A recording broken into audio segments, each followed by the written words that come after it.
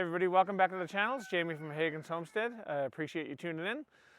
Today's the second part of my extended farm tour or homestead tour. It was a lot longer than I was expecting it to be, so I had to break it up. So anyway, let's get on with it because this one will probably be about the same as the last one. So there's lots to talk about apparently. So, the noisy pens are coming up. We have a few of those. Hi Jasper. Hi Alfred, hi Mickey, hi guys. So Mickey has been sold, so he'll be going probably this week. I wish we could keep them all, they're so adorable. And then there's Jasper, hi sweetheart. Yeah, she's pregnant, and she's probably gonna have her babies in the next couple days. I don't know if you can see her well with the lighting here. Hey Jasper, yeah.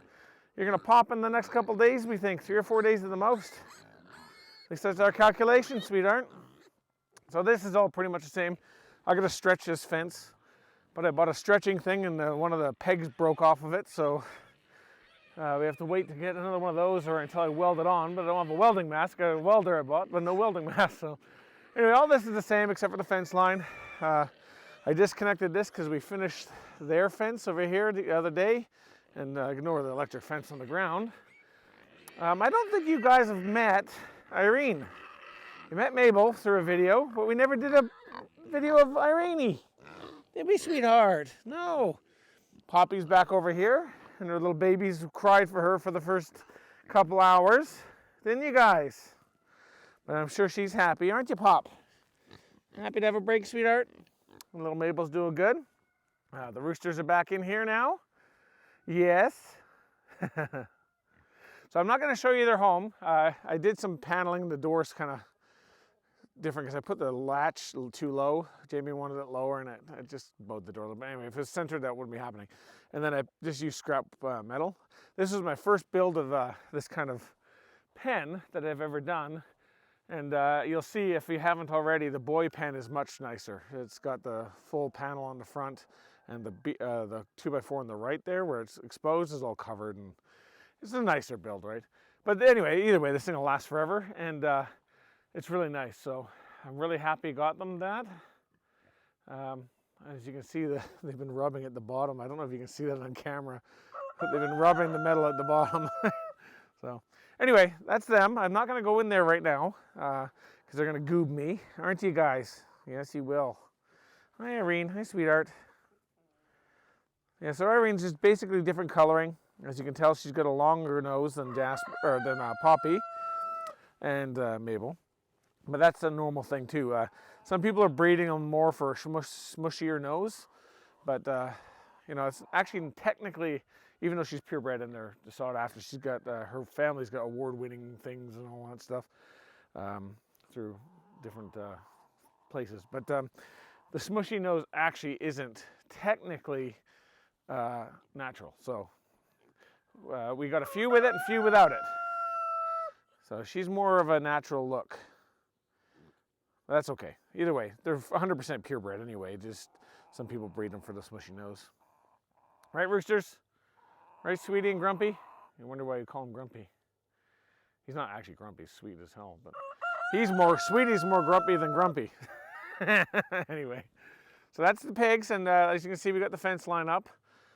We had to pour some gravel over here because the fence line didn't quite hit the ground. So in the summer, they could technically push their way out of that, but in the winter, they're not going to push their way out of that. Even in the summer, they won't anyway, because we've had some issues. Irene was getting out of the pens all the time. But anyway, so once that freezes up, it'll be great. But Irene was escaping. Yes, she was. Every day, we'd find her over there, running around, see her on the cameras, running around, so we had to go get her. But anyway, that's them. So everybody's doing well. And we got our apple trees. I think I've mentioned this in videos there and one in there. My plan was to have one in every pen except for the farrowing pen. But this one, we're probably going to expand this pen to the very end. And then, because we're not going to move the boys over here now. In the summer, I'll expand this all the way to the end and then have another separate one coming out this way over here. And then they can have, this one will have 2 little apple trees. And this one will only have 1. Now, I don't want them eating too many apples. That's the reason why we're kind of holding back on that, right? trying to separate pens so they don't get too many apples. Look at them all. They're all running to birds. Hello. All right, guys. All right, so that's them.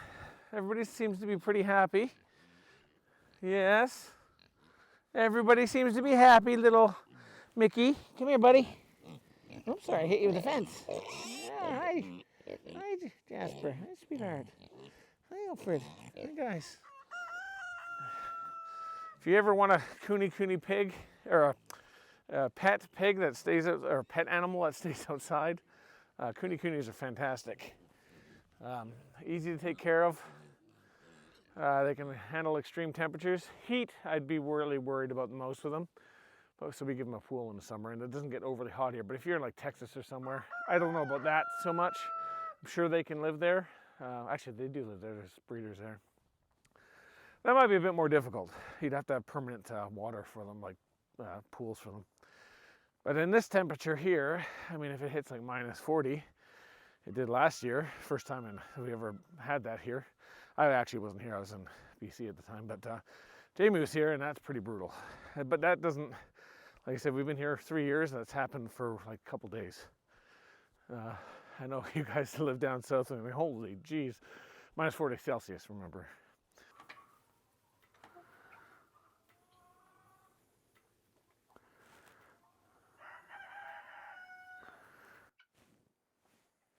All right, sun went behind the clouds a little bit, so I'm put my toque back on. I don't know if you guys can see, because I can't see very well on the screen, but there's a lot of chew marks in my toque. That's from our little dog. She steals it and shreds it up. So, yeah, good fun. It's hard to have nice things. Anyway, this part I'm going to do sunflowers in. Apparently, you're supposed to throw them down soon. And then as thaw comes, they sink into the ground, and without planting them, that is. And then they will grow. We'll see how that works this year. So I'm going to do sunflowers here. I might spread them out the back too, because we want to utilize this space. This is kind of useless space for us. Now, eventually we could put pigs down there, but I don't really want them. I don't mind if they can walk in and walk out and go on flat land, but I don't want them walking around hilly area all the time. I don't think it's that good for them. So I will be doing the sunflowers here. So yeah. Jamie Moose, yeah. Weird. Don't put that on. I'm going to. Anyway, so the sunflowers will be obviously for this is what we get up to in the properties. This is weird stuff. I go crazy this time of year. Even though it's been nice. Anyway, so the sunflowers will be for the bees, and then like I said, I don't know about making pellets out of the stalk. The white stuff in it that people make flour out of isn't digestible to humans. It doesn't hurt them, but it's not really digestible, so I don't see the point. But the flat leaves and all the obviously heads and the sunflowers themselves will harvest, and it's great for the bees.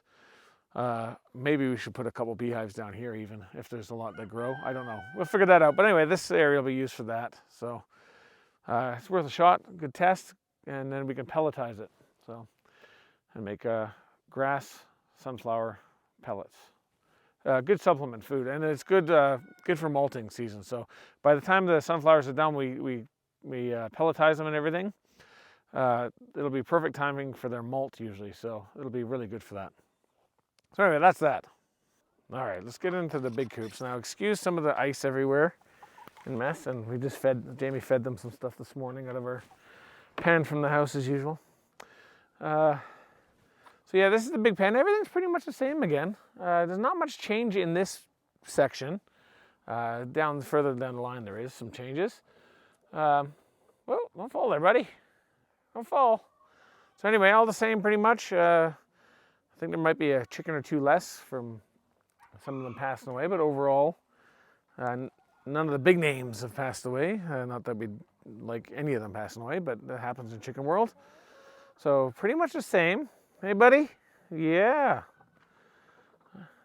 All right. There's Splash. Ernie. Eddie Murphy, buddy. Where's Tommy? There's John Claude. Funny thing is, John Claude, that one there, his legs are nowhere near as yellow as they used to be. Now, does anybody know why that is? They're getting some muddy feet. You guys getting muddy feet because the thaw keeps snowed a little tiny bit, as you can tell, and the frost melting. There's Tommy over there. Some of them are bathing. Getting ready to. That's nice this time of year too. We normally they don't get the chance to bathe this time of year, like at least out in the open. They do under the coop, but not out in the open like that, because it's usually frozen. So some of them are taking advantage.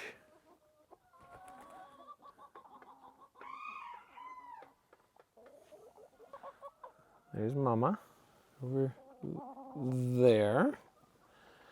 And see that one still molting? Her poor neck. Look at it. Yeah, her poor neck. Yeah, sweetheart. Your neck's still bare. Yeah. That'd be very cold for you if it gets cold. You better grow your hair back soon. Your feathers back. Sorry, guys. Well, that's it for the big pen. It's not much different. All the same characters. Yeah, all the same girls. Yep. Some of them are finishing their molt, so they're looking a little rough. Thankfully, we had a warmer winter so far, because some of their malts were really bad this year. So if they malted and it was a normal winter, it would be very cold right now, or well, fairly cold right now, they could have had issues. So we're thankful it's been a really nice winter so far. And believe it or not, guys, we put this straw out, like more than that one bale, obviously, out the other day. I think we only put 1 or 2 in here, but look what they've done to it. This has mulched the hell out of it already. Look at it. Oh, she found something green. Oh, she found something good. All right, let's go over to the big coop that has changed the most. Some good news and bad news. And this, ignore the pile of this stuff. Never put, like we did it for the roof, which is okay. Ceiling for now, because we're gonna eventually, I was supposed to put metal roofing up already. I have to put more posts in the ground to do that, actually sink them in the ground. But never use this stuff. This stuff is absolutely horrible. This particular one actually isn't too bad because this is quite thick. But this thinner mesh stuff is just useless. The birds have dug through it multiple times. I'm waiting. I can actually do that in the next little bit here. I'm going to put the metal sheets up here because I don't like them seeing each other anyway, because the roosters get uppity with each other sometimes through the mesh. So I'm going to put metal across the roofing panels. I'm going to cut them in half, and I'm going to put them across the bottoms here. So ignore the makeshift stuff again, because I haven't been around to help with the stuff. We've had to throw things together now. So let's go into this coop. Now this is the coop with the biggest change. Now this one's got a bent tail, which is kind of weird. We won't be able to breed her if she doesn't get out of that. Come on in. She's super friendly though and always wants to get out. Come on, get out. Good girl. Okay, so we grew, as you can see. Now, as you can see, we've grown a lot of lemon bromas, lemon and blue lemon bromas. Now, there's some that are bleeding, not bleeding physically, I mean the color bleeding, like that one there. So, you know, that we might have to separate them and just throw them with the regular layers eventually, because we don't want that color bleed. We want more like, besides the tail on this little one. Hey, sweetie. We want them more of that color, right? So we might have to separate some of them out, but we're not going to get rid of them because they're still layers, right? And the elephant in the room is we lost Chuck. Chuck got another reason why we have to fix these fence lines. Like, I don't know, we got to get that out of here. I'm going to do this in the next couple of days, guys. I'm really tired of dealing with this. We think Chuck got in a fight because of the hole in the mesh over here, which we now put metal up down there. He got in a fight with one of the roosters here. He seemed to be okay. His foot was bleeding a little bit, but he was limping. So what happens when the roosters fight is they kick, right, obviously. And what we think is he tore his ligament in his leg, and that can be enough pain to end up making him pass away over time. We did give him some painkillers. He was eating. But unfortunately, he didn't make it. He passed away over a stupid little spat that didn't really cause any problems except for him overextending his leg. So another reason why we're getting the metal up. But anyway, back to the whole story here. Sorry about the little bit of a downer there, because I love Chuck. He was great.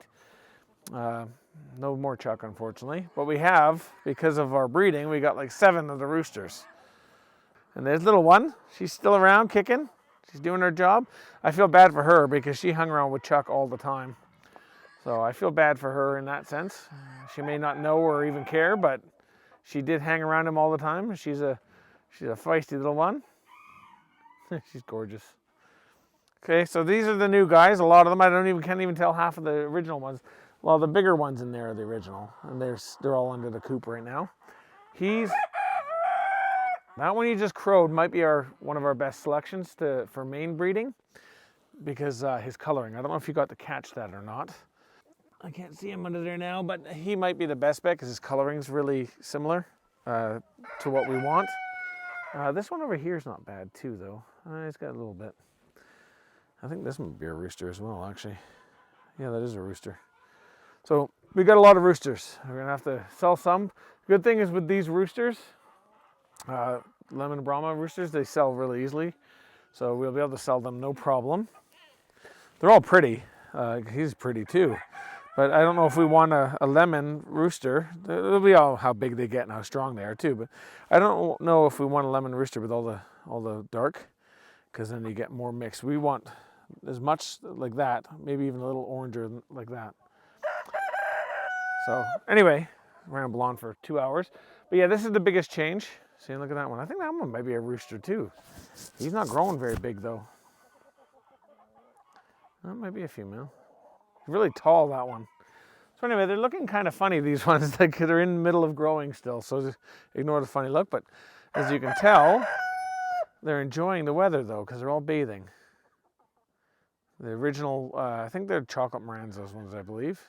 The ones from a long time ago we introduced. Hello, you. So anyway, yeah, that's them. Lots of newcomers. Still got the one white chicken in here that she escaped in here, and she's just left in here now, and she thrives. So anyway, that's them guys. And we got bent tail, which is kind of weird. Look at the tail. It's kind of strange. So, anyway, she might just go in with regular layers too, if she keeps her bent tail up. Because we were trying to get more perfect, and we're not, it'll take a while to wean out some of the odd colorings and things like that. We don't want to breed bent tails. But anyway, that's one of the originals right there. Look how puffy she is. It's beautiful.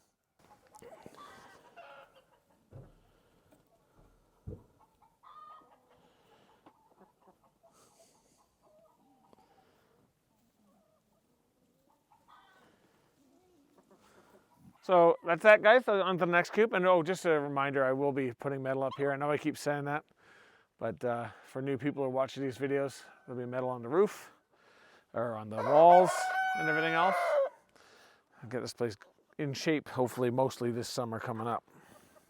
Maybe some over the winter too, but these guys, watch out, little ones. What? No, no, no, no, no, no, no, no, no, no, no, no. This is one of our new ones. As you can tell, our newest ones are the feistiest. We bred those ones ourselves, and they're quite feisty. They're friendly though, but they're feisty. All right, again, this is not much change in this coop. All the same, pretty much. So there's not a big talking point here. Again, so not super thrilling tour part of the tour, but I wanted to get you guys updated on what's going on and what's changed and what hasn't. So there's a lot that has changed, but a lot that hasn't. All right, guys, there's some newcomers. Yeah. Excuse the mess here, guys, because we just took this out there, and as you know, it's over there now. So some of the fencing, and it got cold. So anyway, and we got straw out. Same with the power cords, have to be strung up. I'm going to try to string them up so they don't run over them with the tractor. So much. This is the problem with me being away for as long as I have been, off and on, which is hopefully going to stop now. But is that I just so much stuff fall behind, right? Jamie can't do a lot of this stuff. Not that she can't do it, but she doesn't like to do it. She doesn't know how to do most of it. Not that she couldn't learn, but it's also I don't want her on ladders and things and stuff. Like she's not comfortable with it. It's not that she can't. It's not a female thing or anything else, but it's just she's not comfortable on ladders and stuff. So I don't really want her up there to do that kind of stuff. So plus, I have a different vision of things than her with that kind of stuff. So like she doesn't hook any of that stuff up herself or anything. So it's kind of, you know, anyway, it's just easier if I do it. But anyway, just having the time to do it's been tough. So excuse some of the sloppiness around here. So anyway, this is Martin's coop. Now Martin's coop's doing all well. Okay, he's got a bit of somebody pulled a feather off of him the other day and bled a little bit on his behind there. He's still kind of a jerk sometimes. Come on, guys. So we are going to get these guys a proper run. Again, summer. I might be able to get to it in the winter too, but so these guys here are figuring out their water heater system broke. So we got little buckets or these things out everywhere now. So all over the property, multiple ones we bought last year broke. So, good old quality as usual. So anyway, that's them. There's Martin, a little jerk. Hey, Martin, buddy. You need your beak trimmed. Yes, you do. Let's see your bloody area. Oh, no, it's looking bad. Good. Just one feather got pulled out there, it looks like. The bled. Anyway, pretty much all the same birds as before. You're looking a little puffy there, sweetheart. Right? You cold? It's not even cold out today. You all right? Yeah, you're fine. All right. So again, we're going to get them the warmers. I'm thinking of a water system for next year. Hopefully next year. I keep saying next year for everything. But farm life, I tell you, keeps you busy. All right, lock this up. Make sure his little power's done up. All right, so, these buckets here are great in the summer, right? But without the warmers, which are, 250 watts each, which is ridiculous. Actually, the ones we had were 50 watts or 60 watts, and they worked fine until they broke. Anyway, these just don't work, obviously. So I'm trying to think, there's a few options. One, I can bury a big cistern in the ground. Have a pump that pumps up water to run lines to all the coops, which is lots of money. I have to trench some power lines in this year anyway, but unfortunately here, water lines have to go like 8-10 feet down, otherwise they'll freeze underground. So it's quite the dig. Anyway, so I can bury a cistern in the ground, run lines to it, keep a pump flowing the water constantly. Put those little water pipeline, like the little things you plug in the wall and run around the pipes so they don't freeze, and insulate the lines everywhere and just have nipples on them and hopefully they don't freeze. That's a little tough. Heat the water in some way. One big kind of central location to heat the water. Run it through the line so it never freezes. And it just cycles through, so water goes through and it cycles back into the container and then out again, and it just keeps that warm water going. And nipples on all the pipes with insulation and stuff on them. But again, that's a lot of work, tons and tons of work, and they're very expensive. So the other option is because I want to build a greenhouse, but I don't know if I can afford to do all that this year coming up. Have a greenhouse over here, like in that area somewhere, or over here somewhere. I have lots of water in it, keep it heated because I'm going to solar power it and everything as well. And keep it heated in there and run the water from there out, because then I can supply water into that shop or into the greenhouse as well. And fill it up with some rainwater and all that stuff, do all that kind of stuff. But again, that's a very pricey situation, and that might take me a year or two to get on that because that's very expensive and very time consuming. Plus then I got to start worrying about permits and all that stuff, right? So anyway, we'll figure that out. The other option is I do individual, like in the bigger coops, even this coop actually, I can do bigger jugs, like, 100 gallons or something, or 200 something liters or whatever. Canadian American. Jugs, insulate them inside the coops, run lines out and have the same system to circulate, because the pumps aren't expensive. Circulate the water, have a heater in it if it needed. It kicks on when it starts getting near freezing. And just circulate the water, right? Constantly. For each coop though, each section, because they'll have a section I can do, and I can probably run it to the new section of coops over there. Someone like Bubby wouldn't have it, but they could have a smaller one, and they can have their own, and it'll just be a smaller system. So I don't know, what do you guys think? What is the best way to stop water freezing? That's also great for the summer too, by the way. So it's a dual purpose thing, because we can have hundreds of liters. Now, one thing I got to think about though is how much weight can that floor handle, because I didn't design it for that. So a lot of things to think about. But what is your guys' suggestion? Because I don't want to plug heaters in everywhere. It's annoying. These little jugs of water do not last long, especially in the summer. So I would like to have like hundreds of liters of water for each coop section, right? So we can run a hose over it, because we can still run a hose. We got water hose that's buried 10 feet down, our water system. So we can run water from there into a hose, even at super cold temperatures, so, and fill them if we need to. Then I can run rainwater into them and snow melt and all that stuff. Anyway, so what are you guys' thoughts on that? What do you think I should do about the water situation? Because that's our biggest problem, is water here. The pig pen is the same thing. You know, go run water all the way out there. Now, ideally, we should have kind of thought about this. We didn't know we were getting pigs when we built all this stuff.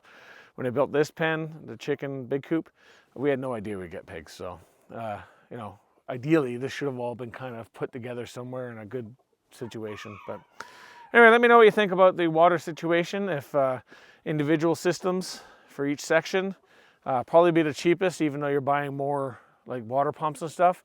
Running pipe 10 feet down to each section is very expensive. And it's kind of nice to have redundancy. So if I have, each section has its own system, it's kind of good, because if the one system goes down, everybody's not down. So let me know in the comments. I want you guys to engage with this stuff, because I really want people's opinions who have maybe lived in really cold temperatures and what they do with this much going on.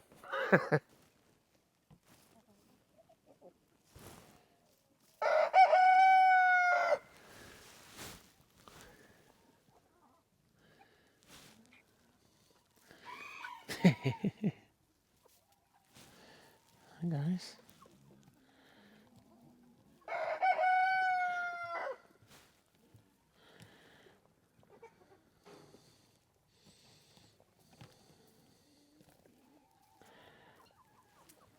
Well guys, that's just a basic tour of the property. Not super exciting, but some good changes, and still many more things to do. So it's kind of overwhelming. Like I said, and a big part of it is because I haven't been around as much. Yeah, it's kind of overwhelming, the amount of work that it's going to take and has taken to keep this place up to where it is right now, and it's not even that fantastic yet. So anyway, thanks for watching. Please comment below about all the stuff that I asked about in the video, and because I want to know your guys' thoughts, especially on the water situation, all that kind of stuff. Anything you notice that you think we should do differently, or anything that can help streamline things, let us know below in the comments below, or on the community tab here. I'll post this video probably in the community tab. I finally have that now. For some reason they didn't release it to me for ages. So you can make comments on there as well, or on Facebook, or Twitter, or X, whatever it is. We're on all of them. So anyway, let us know. Please stay tuned for the trail cam footage that should come up right after this.